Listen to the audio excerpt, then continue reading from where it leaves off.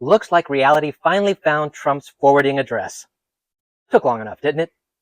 The guy has been running full speed ahead, throwing executive orders like confetti, treating tariffs like his own personal game of Monopoly, and trying to privatize the government like it's another one of his failed casinos.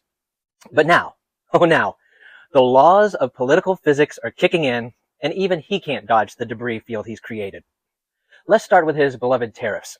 One day it's, we're slapping 25% tariffs on Canada and Mexico. Take that, losers. Then the next day he's like, oh wait, except for the auto industry. And actually, let's hit pause on everything until April. No wait, except China. China stays. It's like watching a toddler negotiate bedtime.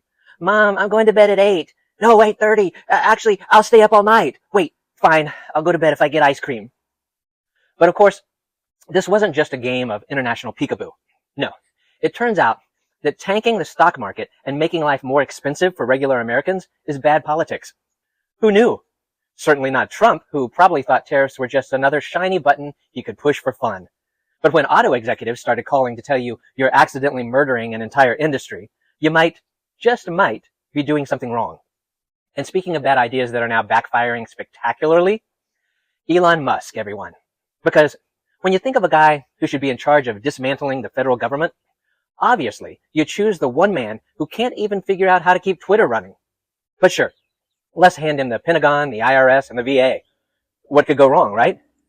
Now, Musk's whole chainsawing the government thing, it started out smooth. Cutting foreign aid, slashing bureaucratic bloat. Republicans cheered until, of course, they realized, wait a second, he's also cutting the VA. You know, the thing that helps veterans.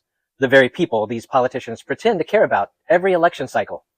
Turns out, slashing government sounds cool until your voters realize their services are on the chopping block. So now, the GOP, who has been riding shotgun in the Trump-Musk demolition derby, suddenly wants to take the wheel.